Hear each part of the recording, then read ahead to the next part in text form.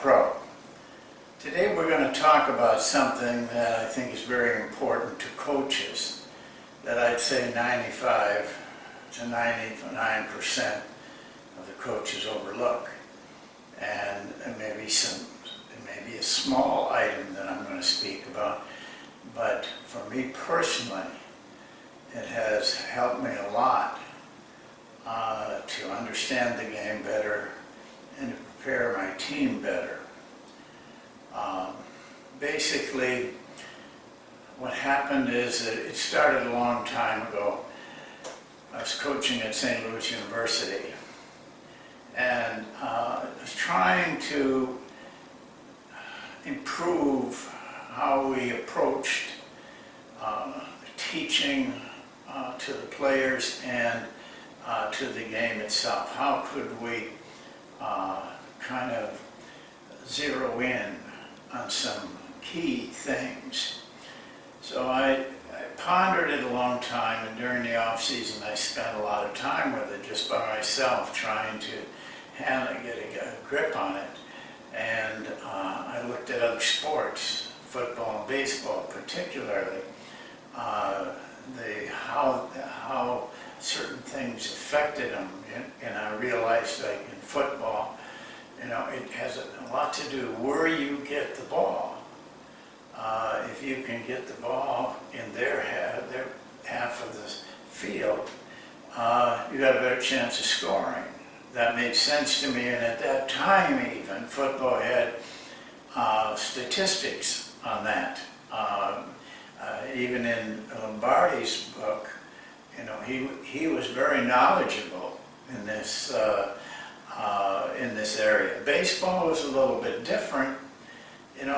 They played their game with 3 outs per inning, and basically you got about the same amount of at-bats, and you had to face the opponents approximately the same way. Basketball, and this is my first inkling, basketball was different because we exchanged the ball a lot. It wasn't, half a quarter or before you got the ball. I mean, we were going to get the ball back in less than 50 seconds or 20 or 30 seconds even, and so were our opponents. And there were a large number of changes. So I took that into consideration and tried to see how we could approach it. But nothing really came for me. I just quite didn't get a grip on it. One of the things that I did think about at St. Louis University when I was doing this work was that that it was a constant kind of a circle. Other sports are kind of linear, but we were a circle because it was a spinning circle because it was changing so fast. We had to realize it and change very quickly. So I could see that part of it, and I could also see at that time that there was a difference how we got the ball. I mean, not only from just the definition of how we got the ball, but what we could do with the ball. But at that point, I still wasn't grasping the value of possessions. So I realized that possessions were different, and I began to realize that our ability to score seemed to be a little bit different, but we didn't know for sure. What we were going on is, fast break, if we could get them, that should be better, more opportunities. But it wasn't until many, many years later I began to realize that how we gave our opponents the ball was a very big part of this. And the final key on this, the final thing that clicked in for me. Yes, we were getting the ball in a different way. Sometimes we were getting it when they scored. Sometimes we were getting it on a rebound. Sometimes we were getting it on a steal. Sometimes we were getting it when they turned the ball over. And they were doing the same thing. That's how the different ways that they got the ball. But what clicked in for me was one thing. It wasn't only how we got the ball, but how they had to play defense. Well, all this time I worked out the concept of defenses that are scrambled are weaker. Offenses have a much easier time of scoring when the defense is scrambled. That's why the period after the fast break was so effective. And I knew that from our own statistics. We knew that our best scoring was coming at the end of the fast break, not from the fast break, but the transition period. We knew that. And every game, it was proof of that. So I began to realize that each possession had more value to us. But I also realized that the reason it was more valuable to us is how the defense had to play.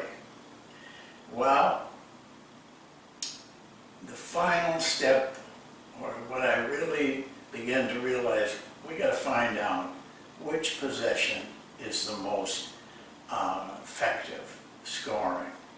And we're going to talk about that. I've got a little chart here that I'd like to show you that may clarify it for you a little bit better, and you can get a hold of the grasp of this thing and how valuable it can be to your team, and how you have to handle practices to develop your team to be more aware of possessions and types of possessions, and what are their scoring opportunities, and what are you going to do in different possessions. So let's take a look at this chart. Well, this is the circle that I talked about, and how I see the game versus going on a parallel basis. This is, I see the game as a circle, and it's a spinning circle.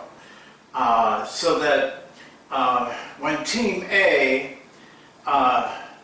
gets the ball, they don't know in advance which possession, which way they're going to get the ball, and which kind of a possession they have.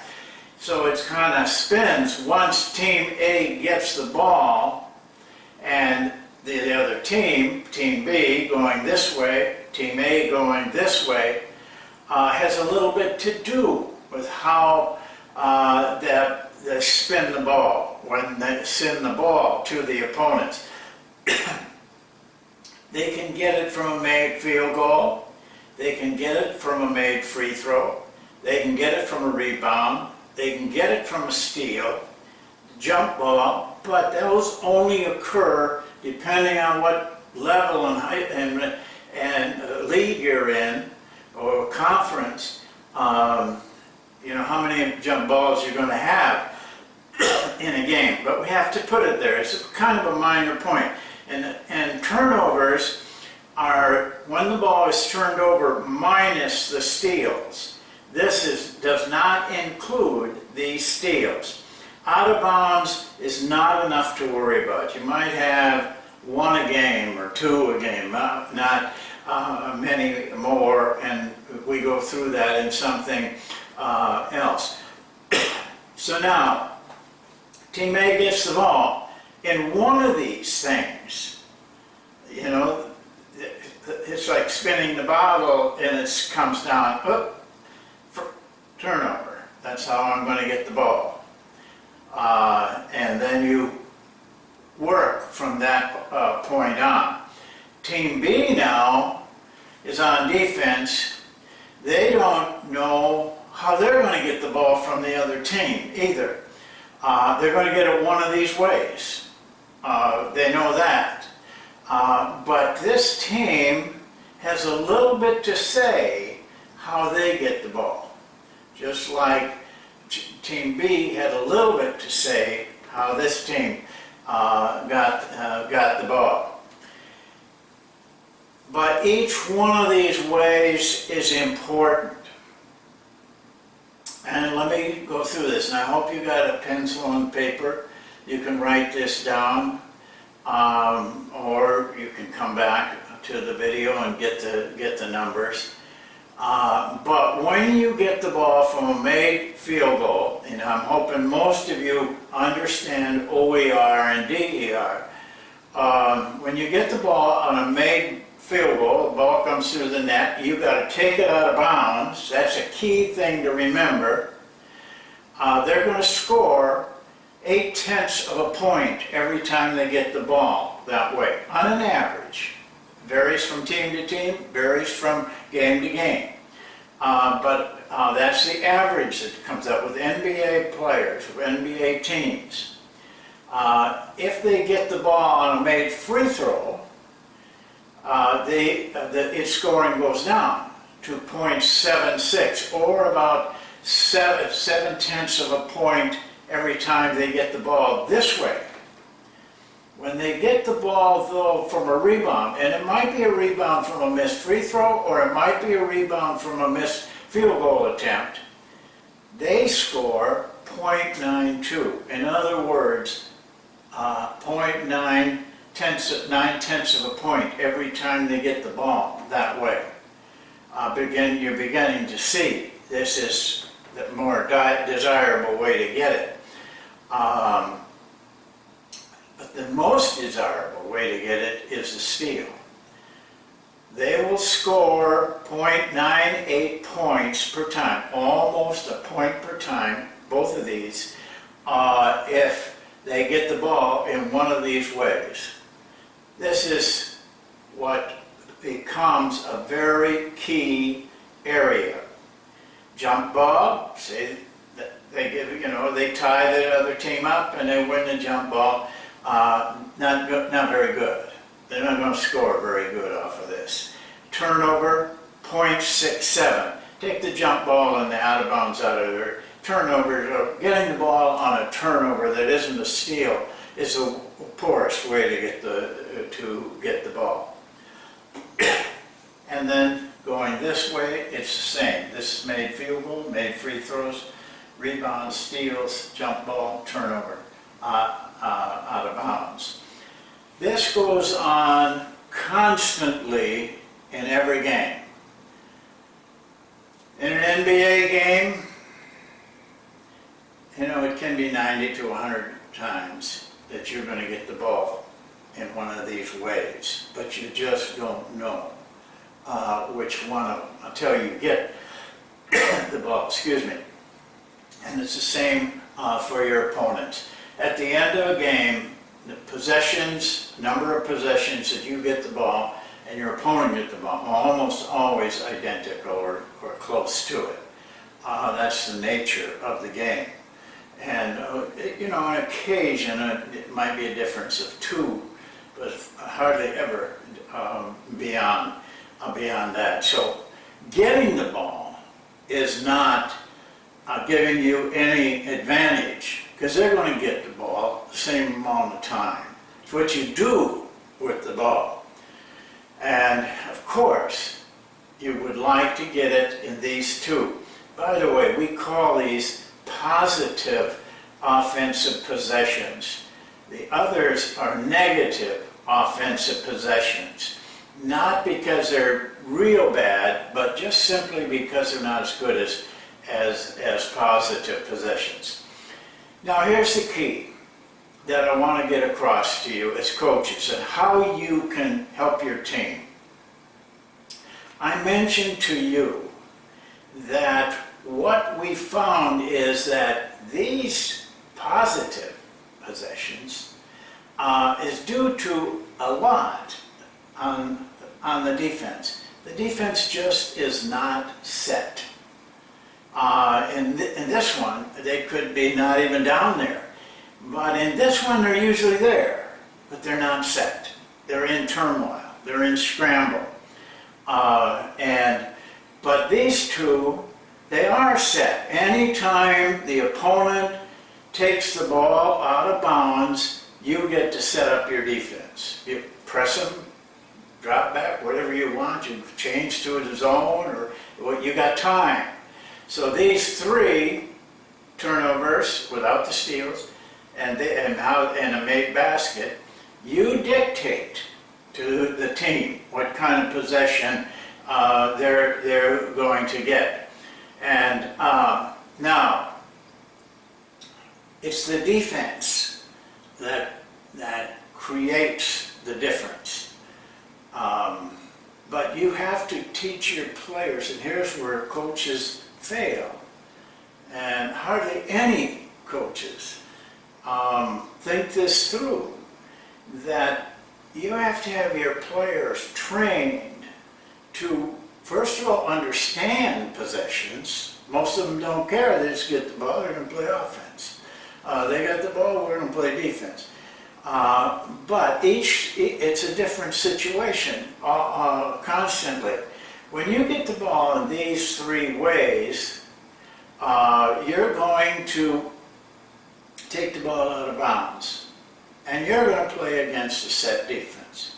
As a coach, you have to show your players how to approach that differently than when you get the ball through this. Now, most coaches will fast break with that, but the fast break rebound is not as effective as what happens after the rebound. You have to have your players trained, and the same thing playing defense. This team gets the ball. You have to realize, your players have to realize, when they get the ball in one of these two ways, it's a different way of playing defense. You're going to be in scramble now, and you've got to be able to handle that. But here, these two in here, you're going to set up your defense. But that, you have to recognize that you're setting it up differently. And so I have a drill that really was designed for this. It's called, and it's on in the archives, and I'll do it again, but it's called 4 versus 4, full court, half court. And in that drill, I teach my players how to recognize the different possessions. And you would be surprised how little they know, how much you have to train them, how much repetition you have to give them, that they will recognize it and play accordingly in the game. And you have to give them a plan. How are we going to attack here? And how are we going to attack a set defense? You see what I'm saying? This is valuable to those players. Trust me, they don't know. They don't care, first of all, until you make them care. That's your job. You make them aware, you make them care, because they're going to be a better team because of it, if you can do that. Well, we kind of hurried through this. I guess I thought about it. Maybe I should make up a big chart like this and pass it out. It might mean a little bit more to you, and we could embellish it a little bit. But the power of possessions is very important to you. And if you can do this, chances are, if they aren't watching Basketball Talk Pro like you are, chances are they won't even have thought of this. It's getting pretty deep in basketball, pretty at the really inner area. Well, that's it for today. I hope you will get something out of this. we'll see you next time, and as always, I thank you for taking the time to listen and watch.